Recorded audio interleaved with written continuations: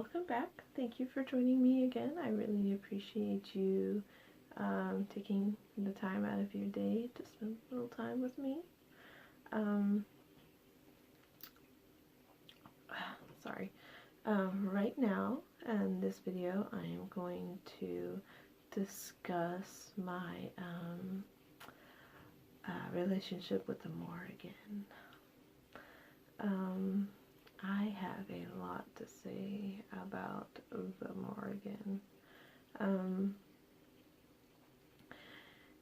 She has been a huge center of my workings and my craft, and I have had the most interactions with her, and she is really the center of my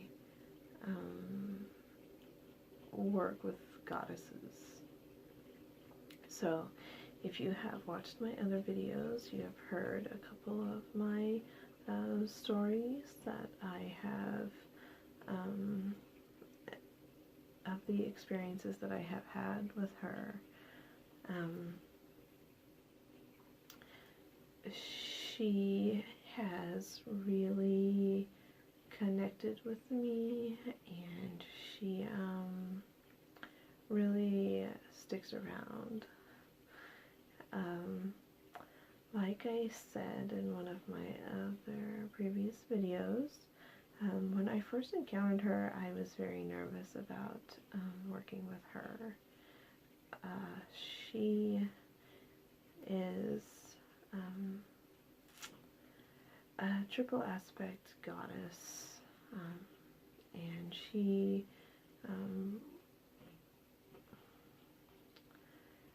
has a lot to do with the Fae and death and war and omens. I really picked her up mainly for the omen aspect, because I'm really into omens and prophecies, like really into them. Since I have had a lot of dreams in my life that have come true, and have had many experiences where I will see something happen before it happens. It's not usually a lengthy amount of time before it happens. Most of the time it's just like a few seconds before it happens, but it still happens. So I really chose to work with her mainly centered around that focus and that aspect of her. I am not very excited to work with the Fae, because I know how tricky they can be. And they're, something else that you don't want to just mess around with haphazardly. Inviting the Fae into your life can be a situation where it can either bring you a lot of good, or it can bring you a whole lot of trouble. And defining the boundaries of the Fae in which would lead you into goodness or trouble is a little cloudy. So I choose preferably not to work with that part of her. I still respect that part of her, and whenever the days are proper, I will still give offerings to the Fae in honor of the Morrighan, because, that is one of her dominions, and I don't want to disrespect that, because I do love her and I do work with her so much, and I can't just ignore that part of her because it is part of her. As for the warlike goddess aspect of her, in a way that I honor that aspect of her is I try my best to keep myself in battle-ready condition. I try to, exercise frequently and remain healthy and as strong as possible, and I try to work my best at honing a weapon skill. I love to do archery. That is my favorite. I have 2 bows. Well, actually I have 3 bows now. I have like a bow that someone gave to me, which was really cool. Not the last house I lived in, but the one before that. The neighbor behind me, actually, she found out, we had like a little discussion, and she found out that I was Wiccan, and one day she came over and left a bow on my doorstep, which I thought was really cool and very coincidental. That was my first bow. I mean, like, that I've ever owned. I've shot bows before, and I really loved it, but I never actually owned a bow. So she was the first one to give me that bow. After that, my husband bought me a bow, a very beautiful bow. It's a large recurve bow, and it's black, absolutely jet black, and I love it.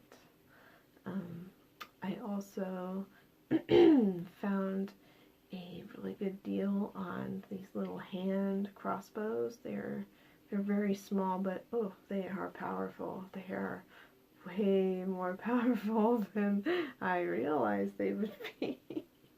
Once we got them all, I bought several of them because they look so fun, and I got a huge deal on them, and so I gave them out to friends and family.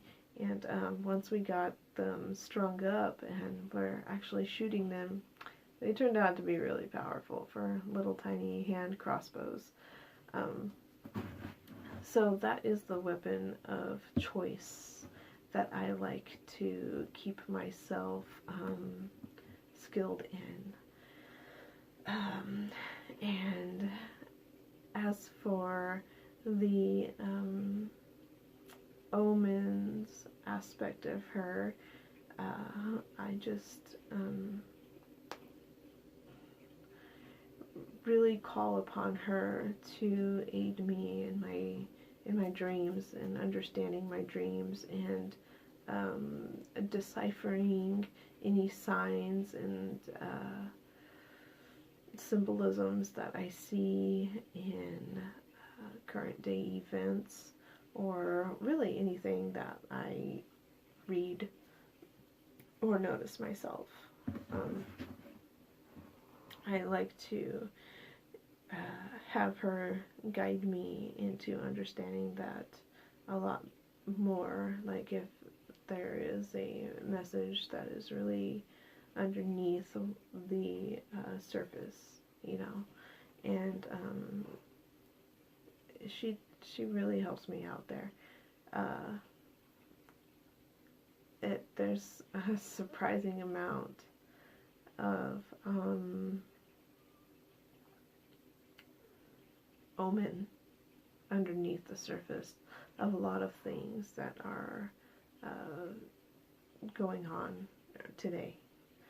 I can delve a little deeper in that later, but right now is not that time. So with her, I have an altar set up, a permanent altar, you know, for my working space, for my spellcrafting and whatnot. And she sits there. I have a statue for her. It's not my favorite depiction of her, but you know, it was given to me, and she's still beautiful, and it's still accurate, and so that's exactly where she will be in that state until I can replace the statue with a better statue. Some of the things that have happened with her, some of the interactions were when she told me to go to the ritual, like I stated in a previous video. And then there was another ritual, I think it was an in-bulk ritual, and I'm pretty sure that I used that ritual to dedicate to her, and it was intense. It was an intense ritual. We had a meditation, and we went on a journey with the deity that we were dedicating to, and I don't really want to go into details on that because it was pretty private as well. It was between me and her, and she really guided me into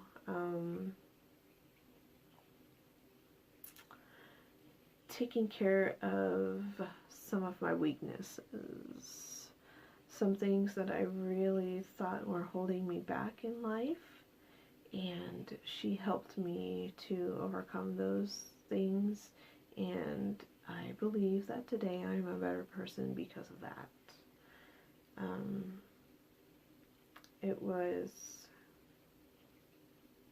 an intense moment, very intense, and I discussed it with like some of my close friends, but they didn't really think that maybe what was depicted was her, but I really feel it was. I mean, I really didn't see any doubt in it whatsoever, but you know, everyone's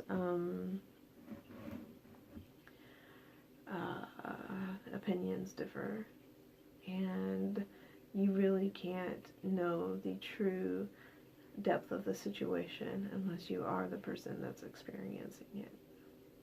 Simple as that.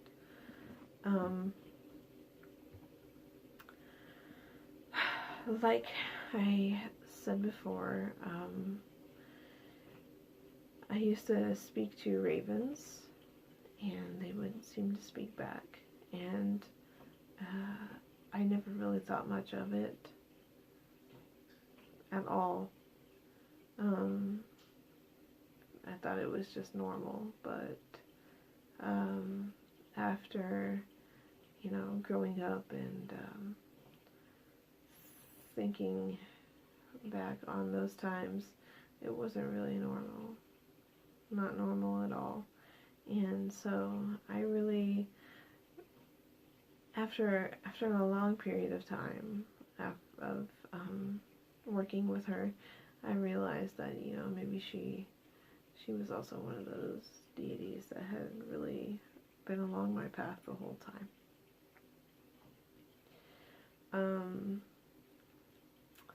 There was a time where my witchy mama,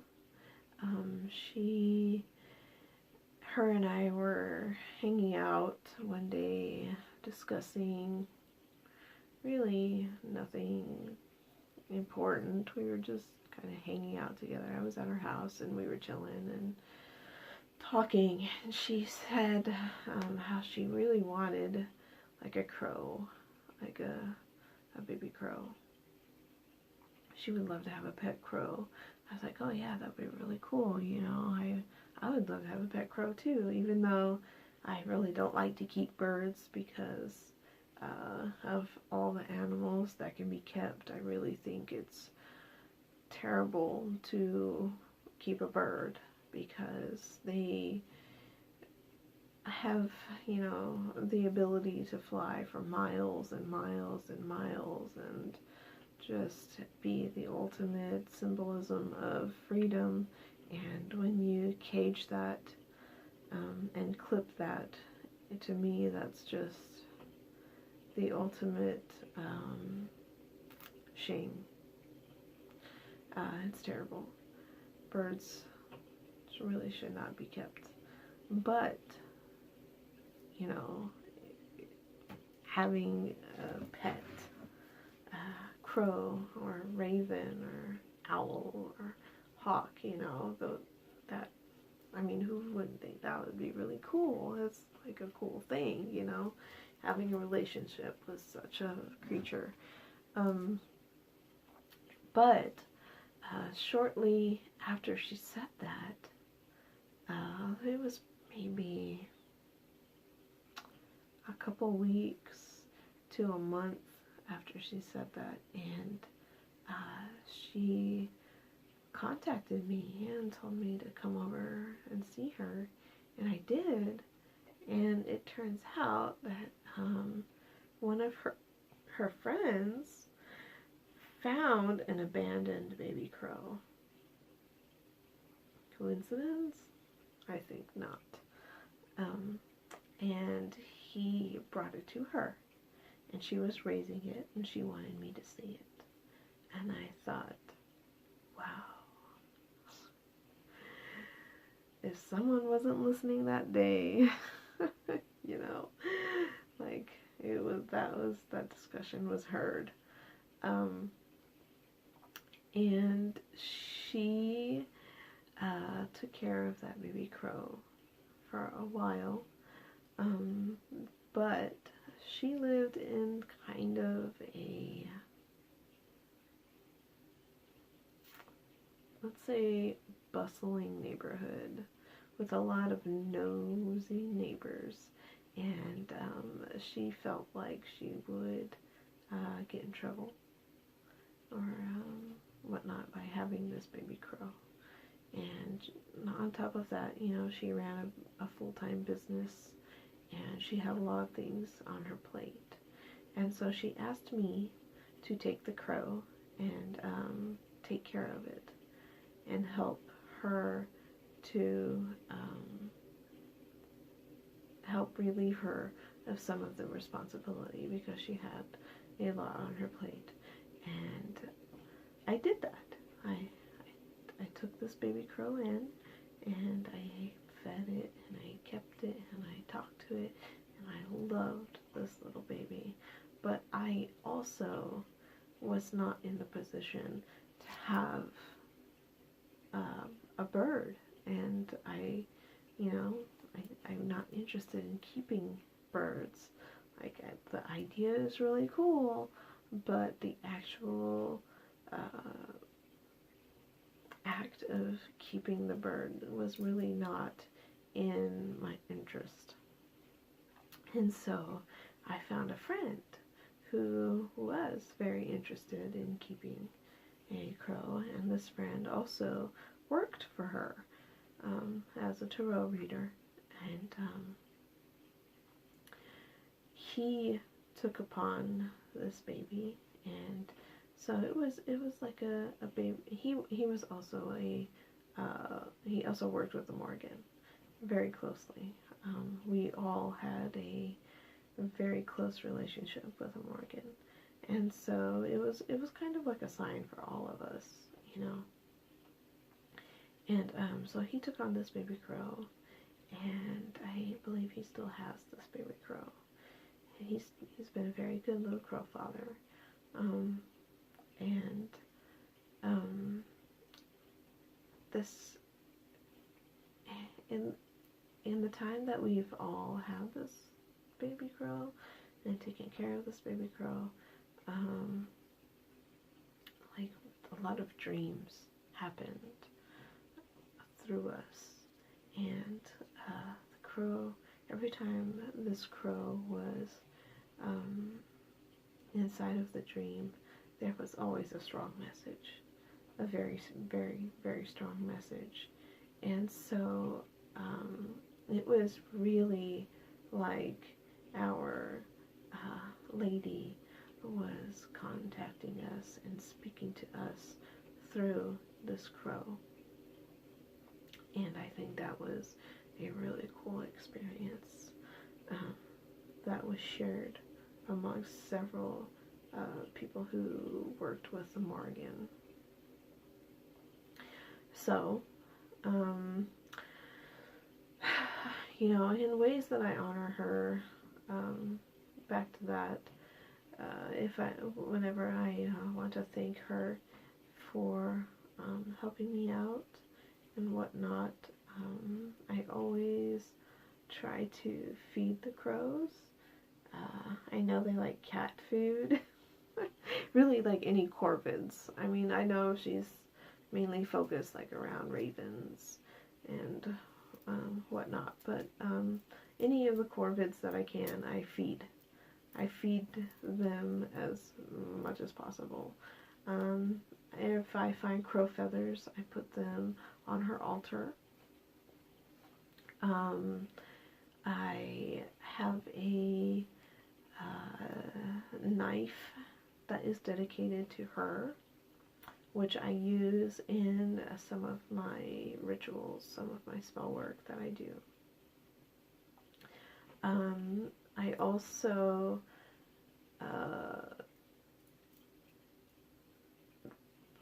decorate her altar with depictions of like the afterlife, like skulls, not just like grotesque skulls, but you know, pretty artsy skulls and stuff like that. And I adorn her altar with things that are that like match her colors, red and black and that sort.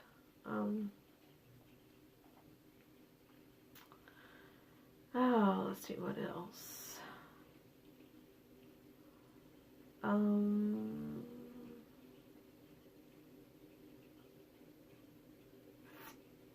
And I had something else that I wanted to say. It just came in and out of my mind. I create things for her that are using her colors. And I adorn her altar with that. Oh yes. Along the whole line of like the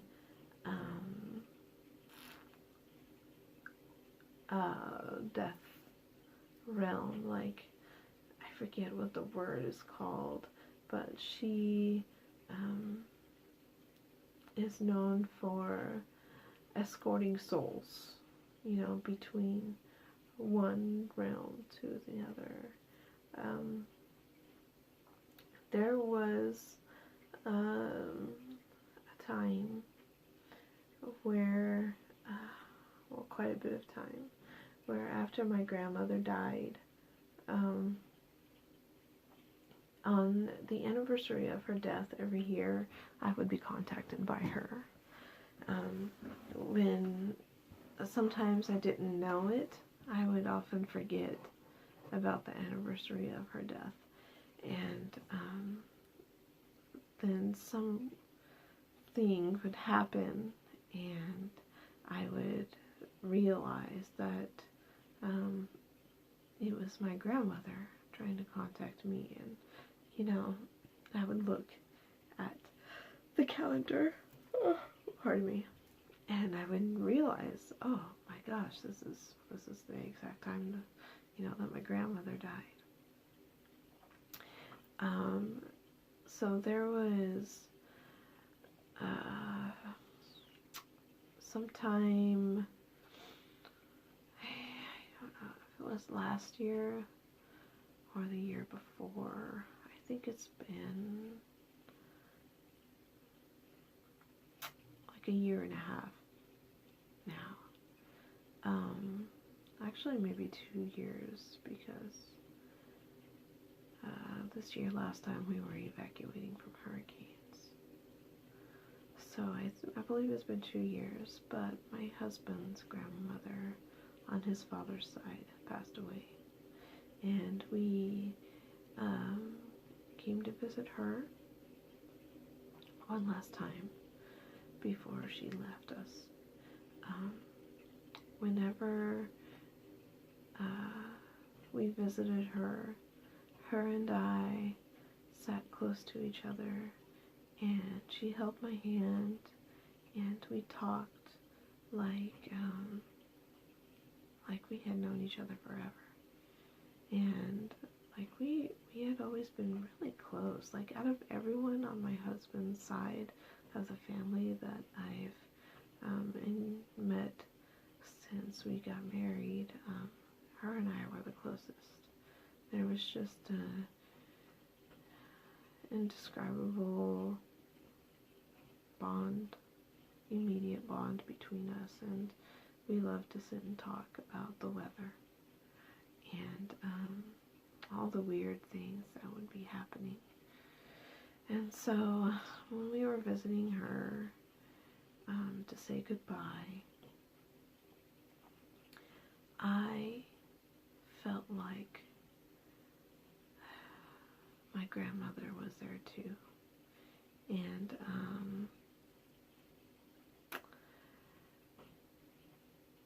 she hugged me once, and when she hugged me, I knew that my grandmother was there and was hugging me through her, you know. And that was a very special moment that I will never forget. That night, after we visited her, I was laying in bed, and I could not sleep. I absolutely could not get to sleep. And so my husband went to sleep, and I went upstairs, and I sat in the dining room looking out the window, and I heard my grandmother's voice very, very loud and clear, and she told me that she was there to help my husband's grandmother pass over, and that she wasn't going to be able to visit me anymore, and that she loved me, and she told me that I had a very special gift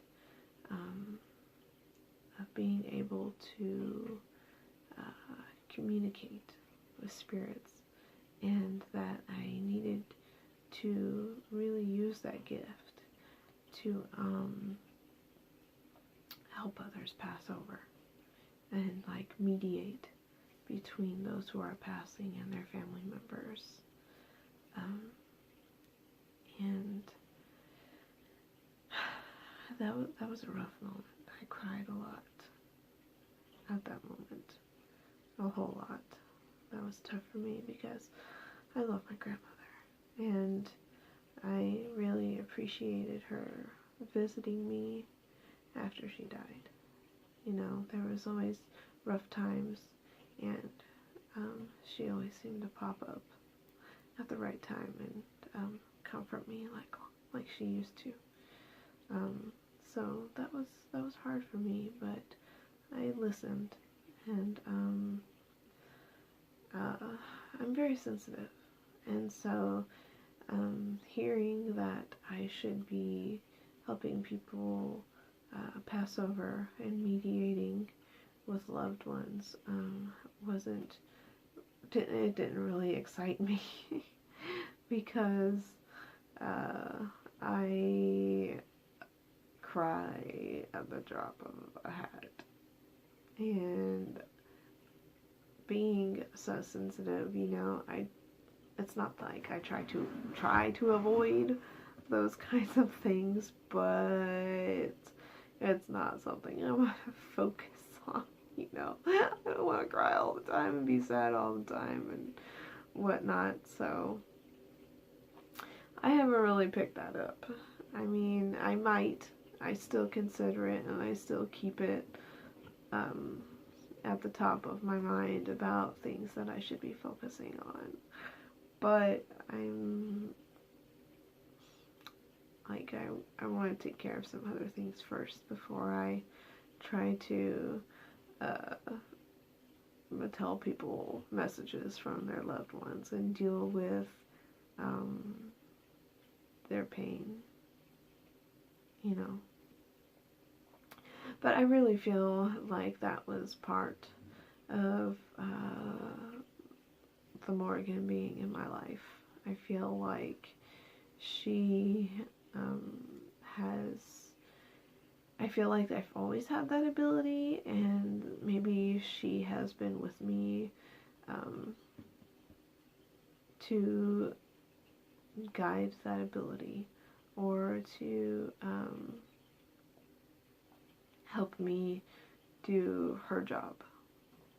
You know, I don't know. I'm not quite sure exactly where that is all supposed to go, but I'm still reasonably young, and I'm sure I'll get there. So yeah, that's pretty much all I have to say about her. I hope that you have gained some kind of understanding about her. She's really wonderful to work with. She's very strong-willed, and definitely doesn't like, you know, a weak person. So, be strong.